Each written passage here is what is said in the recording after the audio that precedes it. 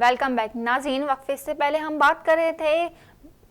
Tax کے حوالے سے، حکومتی اقدامات کے حوالے سے. میں آپ سے بات کرنا چاہوں گی مقبوضہ کشمیر میں جو طالب علم ہیں ان کا مستقبل داؤ پر لگا ہے. اس حوالے سے آپ کیا کہنا چاہیں گے؟ آپ کیا سوچتے ہیں؟ دیکھیں، ظاہر سی بات ہے داؤ پر تو لگے گا. کم و بیش 116 روز ہو گئے ہیں 4 ماہ سے، جو ہے کہ 15 لاکھ سے زائد طلباء و طالبات اسکول جانے سے محروم ہیں. صورتحال یہ آ گئی ہے کہ محصور کشمیری والدین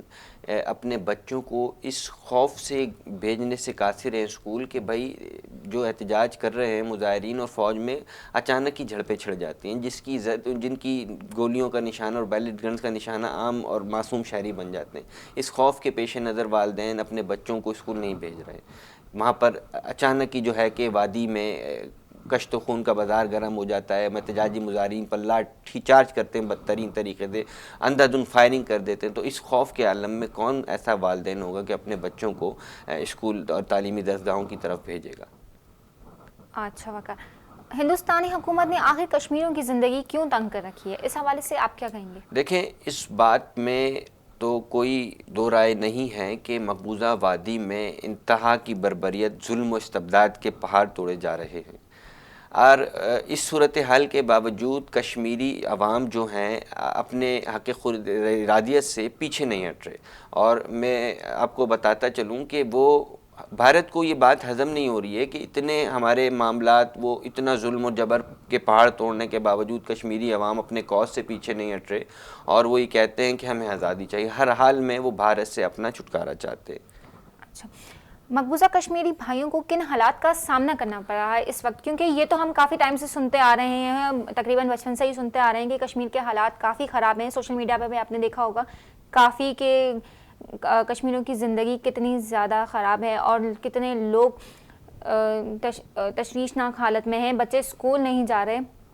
کتنے لوگ مرنے والوں کی تعداد اب تک گنی نہیں جا سکی، زخمیوں کی تعداد گنی نہیں جا سکی، یہاں تک کہ جو لوگ مر گئے ہیں انہیں دفنانے کے لیے لوگ گھروں سے باہر نہیں نکل رہے ڈر کے مارے. تو اس وقت کیا صورتحال ہے؟ دیکھیں، وہاں پر جو آپ نے بتایا بلا شبہ اس سے بھی بدترین صورتحال ہے وہاں پر. اور نوبت تو یہاں تک آ گئی ہے کہ وہاں پر مواصلاتی نظام تک لوگوں کے رابطے نہیں ہو پا رہے ایک دوسرے سے. اور اس صورتحال میں بھارت نے دیکھیں ایک تو مواصلاتی نظام پر ضرب لگائی ہوئی ہے، اور وہاں پر بین الاقوامی جو سفارتکار ہیں بار بار بھارت سے یہ کہا جا رہا ہے کہ بھائی ہمیں مقبوضہ وادی میں جانے دیا جائے تاکہ ہم صورتحال کو جانچ سکیں، جائزہ لے سکیں. لیکن بھارت کی جانب سے مسلسل اس میں مجرمانہ غفلت کا ارتکاب کیا جا رہا ہے، اور اس عمل سے بھارت کے بین الاقوامی دنیا میں اس کا مکروہ چہرہ بے نقاب ہو رہا ہے. اچھا وقار، جیسے کہ آپ جانتے ہیں کہ بھارتی، کیونکہ میں نے سوشل میڈیا پہ تھوڑا ٹائم پہلے دیکھا تھا کہ بھارتی عوام کہہ رہی ہے کہ مقبوضہ کشمیر کے حالات میں پاکستان ذمہ دار ہے. تو اس پر آپ کیا کہیں گے؟ دیکھیں، یہ تو محض الزامات ہیں. اگر حقیقت میں دیکھا جائے تو پاکستان نے اعلانیہ طور پر کشمیری بہن بھائیوں کی جو کہ مسلمان ہیں، اور ہم کہتے ہیں پاکستان کا بیانیہ یہ ہے کہ ہم کشمیری بھائیوں کی اخلاقی، سفارتی اور سیاسی محاذ پر ہم ان کی حمایت جاری رکھیں گے ہمیشہ کے لیے. جب بھارت مقبوضہ کشمیر پر اتنا ظلم کر رہا ہے تو اس بارے میں پاکستان کا کیا رد عمل ہے؟ لیکن پاکستان کا جو فرض بنتا ہے، پاکستان سٹینڈ لیتا ہے ہر موقع پر. اور جس طریقے سے بھارت دہشت گردی دکھا رہا ہے ریاستی مقبوضہ وادی میں، تو محض پاکستان نہ صرف مذمت کرتا ہے اس کی بڑے پیمانے پر، اور عالمی سطح پر اس مسئلے کو اجاگر کرتا ہے، کیونکہ پاکستان ایک پرامن ملک ہے اور وہ چاہتا ہے کہ تمام معاملات پرامن طریقے سے بات چیت کے ذریعے حل ہو جائیں. اور اسی تناظر میں وہ عالمی سطح پر عالمی پلیٹ فارم کو سہارا لیتا ہے اور مقبوضہ کشمیر کا جو کیس سے مؤثر انداز میں وہاں پر پیش کرتا ہے. اور وہاں پر ماشاءاللہ پاکستان سرخرو ہوتا ہے. اچھا وقار، میں یہ بھی جاننا چاہوں گی آپ سے، کیا وزیر اعظم عمران خان مقبوضہ کشمیر کے حوالے سے کوئی سٹینڈ لے رہے ہیں؟ دیکھیں، مقبوضہ کشمیر کے حوالے سے سٹینڈ لینے کا جہاں تک عمران خان کا تعلق ہے، عمران خان تو چاہتے ہیں کہ ہمارا پڑوسی ملک ہے جیسے بھارت، اس کے ساتھ تعلقات خوشگوار ہوں، اور اس کی مثال زندہ یہ ہے کہ ابھی آپ نے دیکھا ہوگا کہ سکھ کمیونٹی کے لیے، سکھ برادری کے لیے ایک ہمارا کرتارپور راہداری کا راستہ ہموار کیا گیا ہے، اور وہاں پر ان کو باقاعدہ ان کا ایک گردوارہ تعمیر کیا گیا ہے، اور بڑے پیمانے پر ان کی آمد و رفت کا سلسلہ بھی جاری ہے بھارت کی جانب سے. تو اس کو بین الاقوامی دنیا میں بڑی پذیرائی ملی ہے عمران خان کی انیشیٹو کو، اور یہ اسی طرح کے اقدامات پاکستان کرتا رہا ہے، دوستی کا ہاتھ بڑھاتا رہا ہے بھارت کی طرف، لیکن وہ راہ فرار اختیار کر لیتا ہے. بھارت اس کے دل میں چور ہے، وہ پس پردہ اس کے نظریات کچھ اور ہیں، اس کے عوامل کچھ اور ہیں، لیکن پاکستان نے جب بھی اس سلسلے میں دوستی کا ہی ہاتھ بڑھایا ہے، لیکن بھارت اس کے برعکس کرتا ہے ہمیشہ. اچھا وقار، کیا مقبوضہ کشمیر کو آزاد کروانے میں ہمارے جو پڑوسی ممالک ہیں وہ ہماری مدد کریں گے؟ دیکھیں اب آپ کو میں کیا بتاؤں، بدقسمتی سے وہ خاموش ہیں. خواہ میں اس میں مسلم ممالک ہیں یا یورپی ممالک ہیں، اس کی وجہ ہے، اس کی سب سے بڑی وجہ یہ ہے کہ ان کے مفادات ہیں تجارتی بھارت کے ساتھ، اس وجہ سے وہ خاموش ہے، اس وجہ سے کوئی کردار ہی نہیں ادا کر پا رہے وہ معاشی اور تجارتی مفادات کے پیش نظر. ٹھیک ہے وقار، تھوڑی سی بات کریں گے ہم مولانا فضل الرحمان کے حوالے سے. میں آپ سے جاننا چاہوں گی مولانا فضل الرحمان کا پلان بی کیا ہوگا؟ دیکھیں پلان سے تو بہت بات آگے چلی گئی ہے، پلان اے کے بعد پلان بی پیش کیا، اور پلان بی میں جو مولانا نے وفاقی دارالحکومت سے دھرنا ختم کرنے کے بعد ملک گیر سطح پر جو احتجاج کا سلسلہ شروع کیا تھا، اور یہ فیصلہ کیا تھا مولانا کی جانب سے، یہ بات سامنے آ رہی تھی بار بار کہ ہم وزیر اعظم کے استعفے کے علاوہ اور کوئی بات نہیں مانیں گے، اور انہوں نے ببانگ دہل یہ کہا ہے کہ ہم موجودہ حکومت کو گرا کے ہی دم لیں گے. اچھا، تو تھوڑا ٹائم پہلے سننے میں آ رہا تھا مولانا فضل الرحمان نے کافی دھرنے دیے ہوئے تھے، کیا اس دھرنے کا کیا نتیجہ ہوا ہے تحریک انصاف کی حکومت میرا کا؟ خیال ہے کہ اس دھرنے کا نتیجہ یہ برآمد ہوا ہے، زیادہ کچھ نہیں تو ایک جو مولانا کو تنقید کا نشانہ بناتے تھے مولانا کو دھرنے سے پہلے، آج مولانا کے دھرنے کے بعد وہ مولانا کا ذکر اب احترام کے ساتھ کرنے پر مجبور ہو گئے. اچھا، تو ان دھرنوں سے اور پلان بی سے کیا آپ کو لگتا ہے کہ وزیر اعظم عمران خان 5 سال پورے کرنے سے پہلے ہی حکومت چھوڑ دیں گے؟ نہیں، ایسا تو کچھ بھی نہیں ہے صورتحال. دیکھیں جہاں تک انہوں نے اپنی جد و جہد کی ہے اور وہ اپوزیشن کی جانب سے وہ کر رہے ہیں، اور حکومت بھی اس اپنے موقف پر ڈٹی ہوئی ہے کہ بھائی ہم تو عوامی بات کرتے ہیں، عوامی بیانیہ ہمارا، عوامی بہتری کے لیے ہماری پالیسیاں ہماری کابینہ مرتب کرتی ہے، تو وہ اپنے نظریے کے ساتھ اپنے آپ پر کاربند ہیں. حکومت اور اپوزیشن کے رویے کیا کسی طور پر جمہوری نظر آتے ہیں؟ دیکھیں جس طریقے سے میں تو دونوں تالی ایک ہاتھ سے تو نہیں بجتی نا، حکومتی سطح پر بھی اور اپوزیشن کی سطح پر بھی اخلاقیات کا دامن ہاتھ سے چھوڑ دیا جاتا ہے، اور بعض مواقع پر ہم نے دیکھا ہے کہ جس طریقے سے سابق وزیر اعظم نواز شریف کی بیرون ملک روانگی میں حکومت کی جانب سے ڈینگیں اڑائی گئی، مسخرے پن کا مظاہرہ کیا گیا، یہ سنجیدہ طرز حکمرانی کی علامت نہیں ہے. اور آپ دیکھیں اپوزیشن کی جانب سے بھی آپ بیشتر مواقع پہ دیکھتے ہیں ارکان قومی اسمبلی ہوئے یا ارکان صوبائی اسمبلی ہوئے یا سیاستدان بڑے، وہ اخلاقیات کا دامن ہاتھ سے چھوڑ دیتے ہیں، اور وہ انہیں اندازہ ہی نہیں ہوتا کہ ہماری گفتگو کا، اپنی گفتگو کا ادراک ہی نہیں کر پاتے، وہ اتنے آگے بڑھ جاتے ہیں. لہٰذا دونوں سطح پر، حکومتی سطح پر بھی اور اپوزیشن کی سطح پر بھی صبر اور استقامت کے ساتھ مظاہرہ کرنا چاہیے اور اجتناب برتنا چاہیے تند و تیز گفتگو سے. اچھا وقار، مولانا فضل الرحمان کی حکومت مخالف احتجاج کا کیا نتیجہ برآمد ہو رہا ہے؟ میں نے بتایا، آپ سے ذکر کیا کہ کچھ اگر زیادہ نہیں ہوا، بے شک حکومت کے اوسان خطا ہوگا، وہ ایک دیگر معاملہ ہے، لیکن مولانا کے دھرنے کے نتیجے سے مولانا نے کسی کو کوئی زیادہ، میرا نہیں خیال کہ کوئی ان کے دھرنے سے کسی کو کسی قسم کی کوئی پریشانی کا سامنا کرنا پڑا ہوگا، لیکن جو ان کو ہدف تنقید بناتے تھے ان کے احتجاج سے پہلے، تو اب میرا خیال ہے ان کے احتجاج کے بعد ان کا جب بھی ذکر کرتے ہیں حکومتی ارکان یا کوئی، تو اب تھوڑا احترام کا کلیہ مقدم رکھتے ہیں ان کے لیے. اچھا، وزیر اعظم عمران خان نے کہا تھا کہ میں استعفے کے علاوہ ساری باتیں مان لوں گا، تو اس پر آپ کیا کہیں گے؟ اب میرا خیال ہے ان کی بات چیت چلتی ہے، مذاکرات بیٹھتی ہے رہبر کمیٹی اور حکومتی ٹیم، اور وہ بغیر کسی نتیجے کے وہ مذاکرات ناکام ہو جاتے ہیں، پھر ایک سلسلہ ہوتا ہے. یہ سلسلہ میرا خیال ہے تواتر کے ساتھ جاری رہنا چاہیے اور ایک کوئی مثبت اقدام سامنے آنا چاہیے حکومتی سطح پر بھی اور اپوزیشن کی سطح پر، اور ایک مثبت پہلو سامنے آئے اور ان دونوں پر اتفاق ہونا چاہیے حکومت کا بھی اور اپوزیشن۔ بلاول بھٹو زرداری نے کہا ہے کہ وزیر اعظم عمران خان غداروں کو سپورٹ کر رہے ہیں۔ اچھا، یہ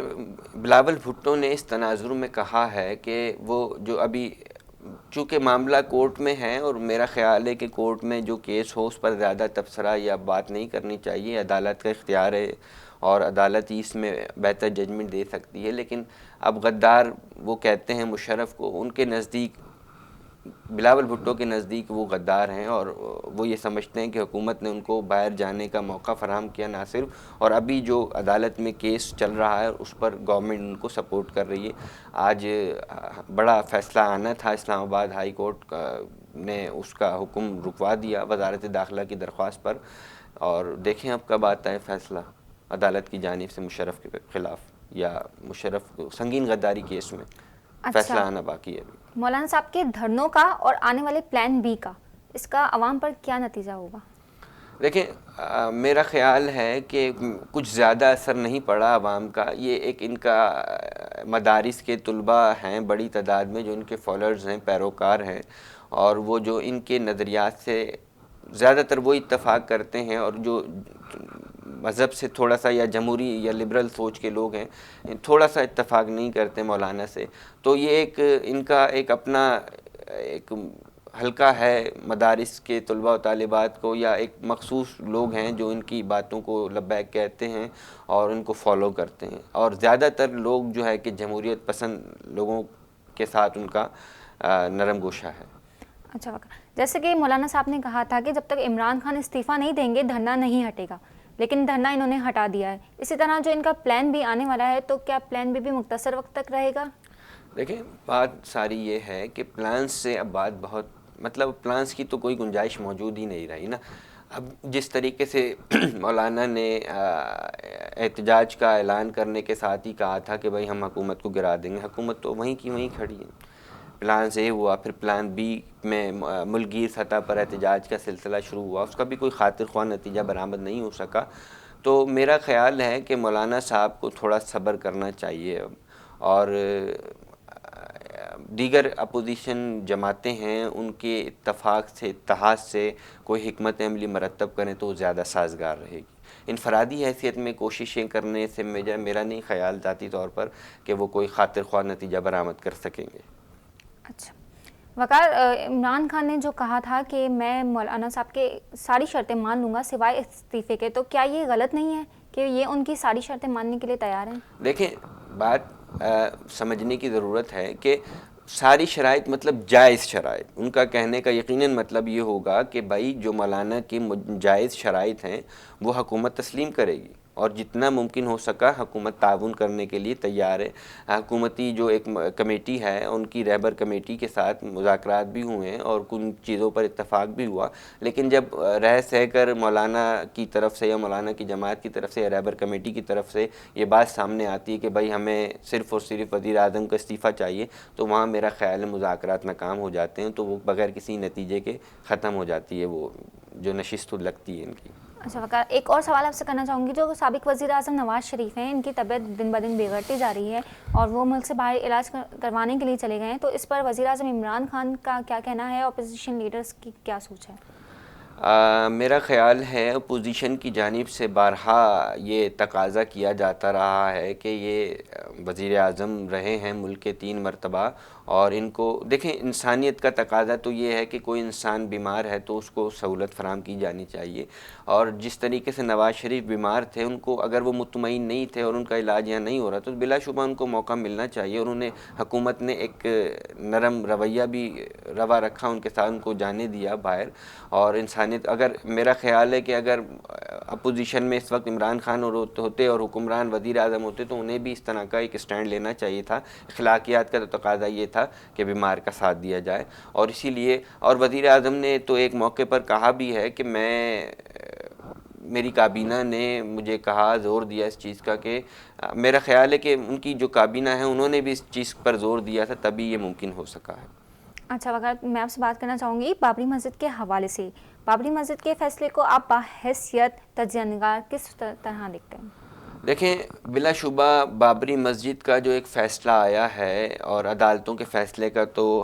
مقدم رکھنا چاہیے احترام، تو بلا شبہ وہاں سے جو فیصلہ آیا انہوں نے بڑی اس پر باریک بینی سے اس دلائل سنے ہیں اور اس پر فیصلہ دیا ہے. میرا خیال ہے کہ جو مسلم جو وہاں کی کمیونٹی تھی اپنا بیانیہ اپنا موقف ٹھوس بنیاد پر ثابت نہ کر سکی، جس کی وجہ سے مسلمانوں اور یہ بابری مسجد کا اگینسٹ جو فیصلہ دیا سپریم کورٹ کی وہاں کی عدالت نے، تو اور اس کے ساتھ ساتھ غور طلب بات یہ ہے کہ انہوں نے کہا کہ ٹھیک ہے یہ اگرچہ یہاں رام مندر بنتا ہے بابری مسجد کے ساتھ، تو انہوں نے بابری مسجد کے لیے ریاستی سطح پر ایک پیشکش کی ہے مسلمانوں کو کہ آپ زمین لے لیں اور اپنی ایک علیحدہ مسجد بنائیں، لیکن مسلم حکمرانوں نے وہ پیشکش کو منع کر دیا ہے قبول کرنے سے. اچھا بابری مسجد کے فیصلے پر اتنی تاخیر کیوں؟ میرا خیال ہے تقریباً 8 سال بعد بابری مسجد کا فیصلہ سامنے آیا ہے، اور اس وقت یہ کشمیر کی صورتحال بھی آپ کے سامنے ہے اور پاکستان کی طرف سے یہ جو کرتارپور راہداری کا مسئلہ بھی چل رہا تھا سامنے. بہرحال معاملات عدالتوں میں تھے اور کچھ ایویڈنس کی کمی تھی، کچھ کسی چیز کی کمی تھی، تو اس طرح تھوڑا تاخیر ہوئی. اچھا وقار، بابری مسجد کے حوالے سے آپ سے آخری سوال کروں گی. بھارتی سپریم کورٹ کے فیصلے کے بعد دیگر اقلیتیں اپنے آپ کو کس طرح محفوظ تاثر کر سکتی ہیں؟ دیکھیں سپریم کورٹ کے اس فیصلے کے نتیجے میں بھارت میں ایک ہندو قوم پرستی کا عروج مکمل ہو گیا ہے، اور بھارتی عدالت کے فیصلے کے نتیجے میں اس نظریے کو جو عدالت نے فیصلہ دیا اس فیصلے نے بھارت کے اس نظریے کو پاش کر دیا کہ جس میں بھارت میں رہنے والے تمام قوم کے لوگ اور تمام مذاہب کے لوگ مساوی حقوق ملنے کا جو ایک تصور تھا وہ پاش ہو گیا ہے. اور اب یہ خطرہ بھی موجود ہے وہاں پر کہ جو وہاں کے ہندو انتہا پسند ہیں وہ اب خدا نخواستہ خاکم بدن دیگر مساجد پر یہ کہہ کر دعویٰ بولیں کہ بھائی یہاں پر تو یہ مندر کو توڑ کر مسجد تعمیر کی گئی تھی. یہ خطرہ ابھی وہاں پر موجود ہے. اچھا برطانیہ کے حوالے سے آپ سے سوال کروں گی. برطانیہ انتخابات میں امریکی اور بھارتی مداخلت کا امکان کس حد تک درست ہے؟ دیکھیں امریکی جو بڑی ملٹی نیشنل کمپنیز ہیں ان کی لالچی نگاہیں برطانیہ کے نیشنل ہیلتھ سسٹم پر لگی ہوئی ہیں، اور وہ چاہتی ہیں کہ اس کی نچکاری ہو تاکہ بڑے پیمانے پر پیسہ کمایا جا سکے. تو وہاں پر اسی لیے، اور جو امریکا کے صدر ہیں ڈونلڈ ٹرمپ، وہ اپنے جو دوست ہیں رفیق خاص اور اس پر جو بورس جانسن ہیں ان کے ساتھ ملی بھگت کے اس پر اثر انداز ہو رہے ہیں وہاں کے انتخابات پر، اور مودی بھی